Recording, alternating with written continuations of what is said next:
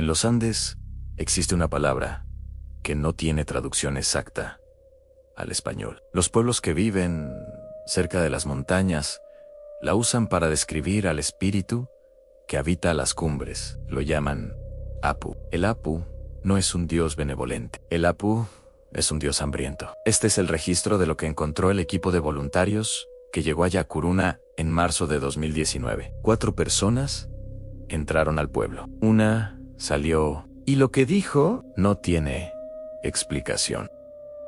Hay viajes que se planifican con la certeza tranquila de quien sabe exactamente lo que va a encontrar en 3 semanas. 4 personas. Un pueblo en los Andes peruanos, a 4.000 metros de altitud. Una escuela que construir.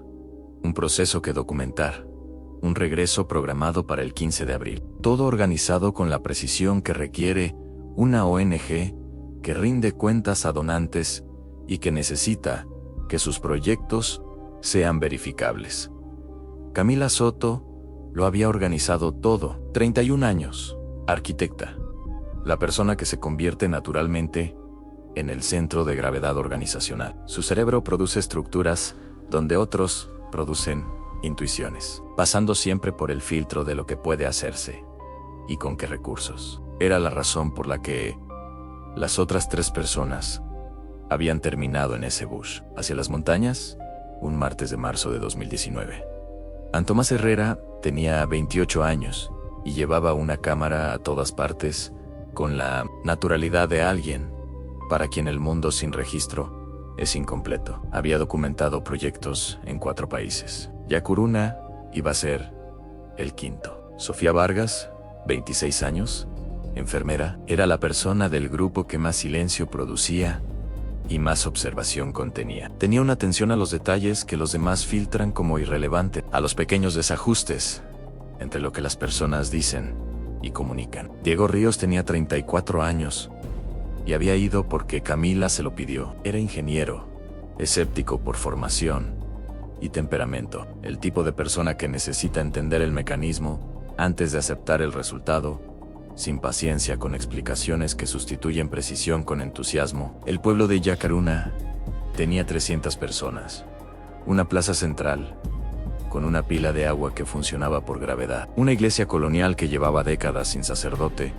pero que seguía siendo el edificio más cuidado del asentamiento, y una manera de recibir a los forasteros que ninguno supo articular, pero que cada uno registró a su manera. Demasiada hospitalidad, como la hospitalidad que se despliega cuando la llegada de alguien no es una sorpresa, sino un evento esperado. Don Aurelio era el alcalde, 70 años, cuerpo construido por décadas de altura, una sonrisa permanente que Sofía notó desde el primer momento. Sus ojos no coinciden con su boca, como si la sonrisa fuera un gesto aprendido para los de afuera que los ojos no acompañaban.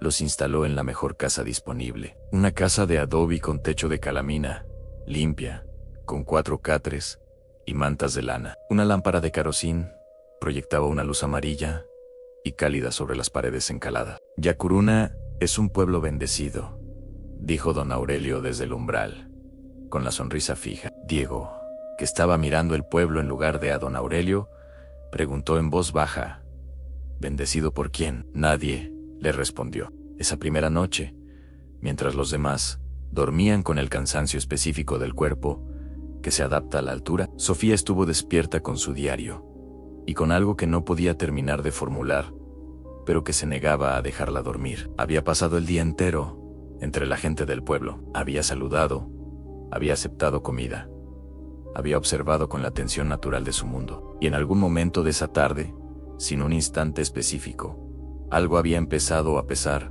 en su percepción. Lo escribió con precisión. No hay niños mayores de 10 años. Bebés, sí, a niños pequeños, sí, entre los 10 y los 18 años, nadie. Como si esa franja de edad simplemente no existiera en Yacuruna. Lo subrayó y luego escribió debajo: probablemente me equivoco. No se equivocaba.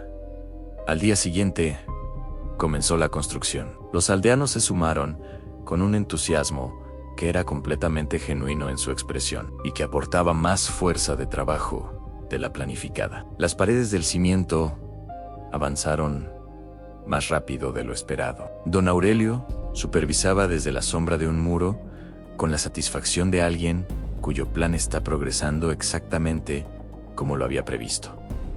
Tomás fotografiaba todo, como siempre. Los rostros de los aldeanos trabajando, las manos en la mezcla, las montañas detrás del pueblo, con esa luz de altura que no existe en ningún otro lugar. Esa luz que hace que las cosas parezcan más definidas que en la llanura, que da a los bordes una precisión casi artificial. Esa noche revisó las fotos en la pantalla de su cámara, y en una de ellas, en el fondo de un plano encuadrado, para capturar a dos aldeanos trabajando, había algo que la atención dividida del momento había convertido en parte del paisaje, pero que en la pantalla, con el zoom aplicado, era claramente una estructura en piedra antigua, en la ladera de la montaña, a una distancia que Tomás estimó en quizás 2 kilómetros del pueblo. No grande, del tamaño de una habitación, con una forma que no era natural, que tenía los ángulos deliberados de algo construido con intención, y con marcas en las paredes exteriores, que eran solo formas oscuras sobre la piedra gris, pero que tenían la regularidad del símbolo. Se lo mostró a don Aurelio a la mañana siguiente. Don Aurelio miró la pantalla durante un momento. Luego miró a Tomás con esa sonrisa fija. La casa del Apu, dijo, para que sepa que lo vemos. ¿Qué es el Apu?, preguntó Tomás. A don Aurelio señaló la montaña con un gesto amplio y tranquilo. El que vive ahí arriba, el que cuida el pueblo. Y cambió de tema con la naturalidad de alguien que ha respondido completamente y no entiende por qué habría más preguntas. La segunda semana tenía una textura diferente a la primera. No en los hechos visibles. La construcción seguía avanzando. La convivencia con el pueblo seguía siendo cordial. La comida seguía siendo abundante y buena, y ofrecida con esa generosidad específica de las comunidades andinas, que es real y que no requiere ninguna interpretación oscura para ser explicada. Pero algo había cambiado en la manera en que los 4 voluntarios habitaban ese espacio, una pequeña tensión que no se nombraba en las conversaciones del grupo, pero que estaba presente en las pausas, en las miradas de costado, en la manera en que Sofía anotaba en su diario con más frecuencia y con letra más pequeña. Sofía había empezado a hacer lo que hacía naturalmente cuando llegaba a un lugar nuevo: conversar con las mujeres, conversaciones de enfermera, construidas sobre preguntas, sobre salud y sobre los niños, que en la mayoría de los contextos producían información práctica. Las mujeres de Yacaruna respondían con la apertura de personas que no tienen ningún motivo para ocultar nada, porque lo que tienen no les parece ocultable. Fue doña Perpetua quien lo dijo con la mayor claridad. Doña Perpetua tenía 60 y tantos años, manos que contaban décadas de trabajo en la tierra, y una manera de hablar que tenía la calma específica de quien ha procesado completamente el mundo en que vive. Sofía le había preguntado sobre los niños del pueblo, sobre su salud, sobre las edades. Doña Perpetua respondió con la naturalidad de quien habla de algo completamente normal. Los niños están bien hasta que el Apu los llama. Después de los 10 años, si el Apu los elillan, se van a la montaña. Es un honor. Sofía tardó un momento en responder. ¿A dónde van exactamente? Doña Perpetua la miró con algo que no era hostilidad. Era genuina incomprensión de por qué alguien haría esa pregunta. A servir al Apu, para que el pueblo siga siendo bendecido. Esa noche Sofía le contó al grupo lo que había escuchado. Diego quería irse no mañana en esa noche, bajar la montaña en la oscuridad si era necesario. Lo que doña Perpetua había descrito con tanta tranquilidad era la desaparición sistemática de niños. Camila pedía calma. Decía que estaban interpretando una tradición cultural a través de un filtro que no era el adecuado. Tomás no decía nada. Estaba mirando las fotos de su cámara con la atención de alguien que está buscando algo. La discusión no llegó a ningún lado, porque las discusiones que ocurren entre personas que tienen miedo pero no lo nombran, rara vez llegan a ningún lado. Lo que sí llegó fue lo que Tomás encontró al día siguiente. Don Aurelio le había mostrado con orgullo el álbum fotográfico del pueblo. Era un álbum físico, de tapas duras, con páginas de plástico. Tomás lo había revisado con la atención de fotógrafo, mirando la composición a la luz, y había notado lo que solo nota alguien que mira muchas fotos seguidas con suficiente atención. Los niños desaparecían. En la foto siguiente de esa familia, tomada meses o un año después, el niño simplemente no estaba, sin ninguna señal de duelo visible en los rostros de los demás. Solo la presencia y luego la ausencia. Tomás cerró el álbum, no de golpe, despacio, con el cuidado específico de alguien que necesita un momento antes de poder hacer cualquier otra cosa. Porque lo que había entendido no era una teoría, no era una sospecha, era un patrón. Puso el álbum sobre la mesa donde don Aurelio lo había dejado, exactamente como estaban, sin decir nada, y salió de la habitación con la misma expresión que había entrado. Porque hay momentos en que la cara que uno muestra al mundo es el único recurso que le queda. En décadas de historia fotográfica de Yacuruna, no había una sola foto de un adolescente, ni una. Diego encontró los registros en el archivo municipal esa misma tarde. Nadie los había escondido, lo cual era en sí mismo la señal más clara de todo. No estaban escondidos porque nadie en Yacuruna entendía por qué serían problemáticos. Eran registros administrativos normales, escritos con la misma letra y el mismo tono con que se registran las cosechas. Los números eran precisos cada 7 años. Entre 2 y 4 niños de entre 10 y 12 años eran registrados como ofrendados a la Puan. La palabra era exactamente esa, escrita sin comillas, sin ninguna señal de que quien la escribía considerara que requería explicación o defensa. El registro más reciente era de hacía 3 años. El siguiente ciclo, según la periodicidad que los números establecían con una consistencia de décadas, debería ocurrir pronto. Diego puso el registro sobre la mesa y miró a Camila durante un momento sin decir nada.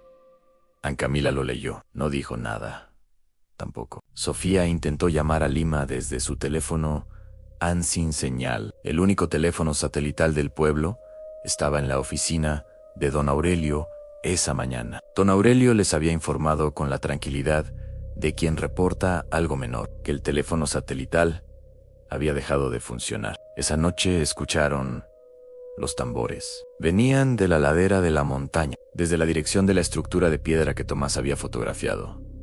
Un ritmo lento y completamente regular, con la cadencia específica de algo que no es música sino medición. Un pulso como un corazón muy grande, latiendo dentro de la piedra. Los 4 estaban despiertos. Nadie lo había dicho. Nadie había encendido la lámpara. Estaban en la oscuridad del cuarto, cada uno en su catre escuchando. Diego tenía los ojos abiertos, mirando el techo. Sus manos estaban cerradas en puños sobre las mantas, la respiración controlada. Camila estaba sentada en el borde de su catre, con los pies en el suelo, la postura de alguien que está lista para levantarse y que todavía no sabe hacia dónde. Sofía tenía el diario abierto sobre las rodillas, pero no escribía solo. Escuchaba con la misma atención con que escuchaba a sus pacientes, buscando algo que pudiera nombrar. No lo encontró. Tomás tenía la cámara en las manos. No la había encendido. Solo la sostenía, como quien sostiene algo familiar en la oscuridad. Escucharon los tambores durante un tiempo que ninguno de los 4 supo medir con exactitud, porque el tiempo en esa hora tenía una cualidad diferente. Y luego golpearon a la puerta. Don Aurelio estaba en el umbral con la sonrisa, que esta vez sí coincidía con sus ojos. El Apu los ha visto, dijo. Quiere conocerlos. Hay una diferencia entre la violencia que anuncia lo que es y la violencia que nunca anuncia nada, porque nunca se ve a sí misma como violencia. Lo que ocurrió en las horas siguientes pertenecía a la segunda categoría. El pueblo entero se movía. 300 personas con la coordinación tranquila de quien ha hecho esto antes, de quien conoce cada paso de lo que viene y no necesita que nadie lo dirija, porque la memoria del cuerpo lleva décadas sabiendo cuándo y cómo moverse. No había gritos, no había amenazas explícitas, no había ninguna señal de lo que los 4 voluntarios habrían reconocido como agresión, porque la agresión tiene una gramática que esta situación no usaba. Lo que usaba era otra gramática, la de la ceremonia. 300 personas ejecutando un ritual que conocían de memoria, con la eficiencia serena de una comunidad que no necesita improvisar, porque no hay nada nuevo en lo que está ocurriendo. Para ellos no había nada nuevo. Habían hecho esto cada 7 años, durante 400 años. La presencia de forasteros en lugar de niños del pueblo era una variación menor, en un patrón que llevaba siglos siendo el mismo. Los 4 voluntarios fueron separados. Diego fue el primero en resistir físicamente. Era ingeniero, tenía 34 años de cuerpo, construido por el trabajo y el ejercicio. Y su respuesta instintiva ante la presión física fue la respuesta instintiva de alguien que confía en su capacidad de resolver las cosas con el cuerpo. Entendió en menos de 2 minutos que la resistencia física no era la respuesta correcta. No porque los aldeanos fueran más fuertes que él individualmente, sino porque eran más y porque no tenían prisa. No había urgencia en cómo lo rodeaban, en cómo reducían su espacio de movimiento, con la paciencia de quien sabe que el tiempo está de su lado. El Apu, según lo que Diego había leído en los registros, prefería las ofrendas que llegaban con calma, y los aldeanos parecían haber internalizado esa preferencia hasta el punto de que la calma con que se movían no era actuada, sino completamente real. Lo que más perturbó a Diego en esas horas no fue el miedo, fue la expresión en los rostros de las personas que lo rodeaban. No había crueldad, no había el placer de quien ejerce poder sobre alguien más débil. Había devoción, la misma devoción que uno puede ver en el rostro de alguien que participa en un ritual religioso que considera sagrado. La concentración tranquila de quien hace algo que tiene sentido completo dentro del mundo que habita. Eso era lo que no tenía respuesta. Sofía intentó razonar con Doña Perpetua. Fue un intento real, construido sobre la empatía, que era la herramienta central de su trabajo. Le habló de su familia, de su madre en Lima, que no sabía dónde estaba, de su hermano pequeño, que esperaba que volviera. Le habló de su nombre, de su historia, de todo lo que la hacía específica e irreemplazable en el mundo. Doña Perpetua la escuchó con atención genuina, con la atención de alguien que está escuchando de verdad, que recibe lo que le están diciendo. Y luego respondió con una calma que fue más perturbadora que cualquier crueldad. Nosotros también teníamos familias, nosotros también teníamos nombres. El Apu no nos quitó nada, nos enseñó que lo que creíamos nuestro nunca lo fue. Sofía se quedó en silencio, porque entendió en ese momento que no había ningún argumento disponible para esa respuesta, que Doña Perpetua no era una persona engañada, era una persona que habitaba una realidad diferente, con la misma completitud con que Sofía habitaba la suya, y que dentro de esa realidad, la frase que acababa de decir era perfectamente coherente. Camila encontró la manera de comunicarse con Tomásán. No fue fácil. El pueblo los mantenía separados con la eficiencia de quien sabe que las personas juntas piensan diferente, que la comunidad de los 4 era un recurso que convenía reducir, pero hubo un momento en el movimiento del pueblo hacia la ladera, en la reorganización que el inicio del rito producía, en que los márgenes de vigilancia se abrieron por el tiempo suficiente para que Camila pudiera decirle a Tomás, en voz muy baja y muy rápida, lo que necesitaba decirle: la estructura de piedra en la ladera, la casa del Apu, antes del rito. Tomás Llegó con la cámara, porque Tomás siempre llegaba con la cámara. El interior de la estructura era un espacio que la oscuridad hacía inicialmente ilegible, que la linterna de Tomás fue revelando de manera gradual y fragmentaria, de la manera en que se revelan las cosas demasiado grandes para ser vistas de golpe, y que el cerebro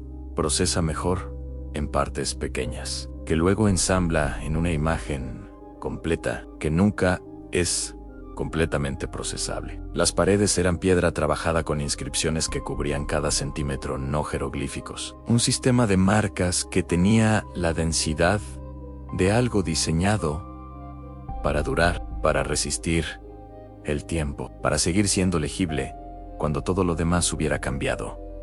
El suelo era irregular, con elevaciones que la linterna revelaba como acumulaciones que Tomás tardó varios segundos en identificar correctamente, porque su cerebro intentó clasificarlas como algo diferente, antes de aceptar lo que eran huesos, organizados, no dispersos con el desorden de algo que cayó ahí, organizados con una intención que los siglos habían mantenido, porque nadie había perturbado ese orden. Pero no eran solo los huesos.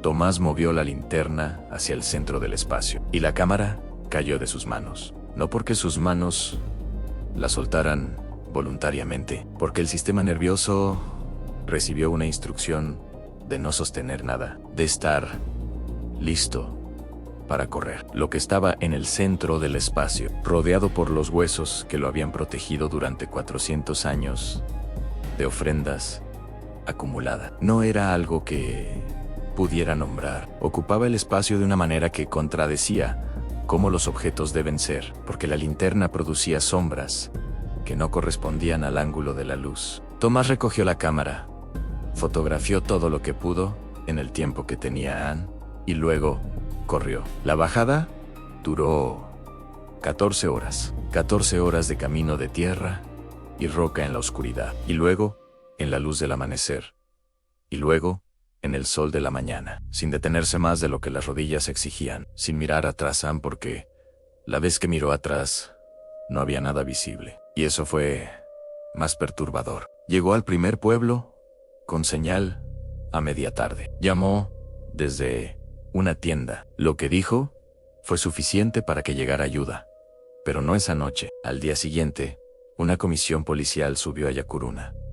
Encontraron lo que encontraron. Los 3 voluntarios restantes no estaban en el pueblo. Don Aurelio, interrogado, respondió con la misma sonrisa fija. Se fueron a servir a la PUN. Es un honor, dijo. En una entrevista al año de los hechos, Tomás no habló del miedo o la huida.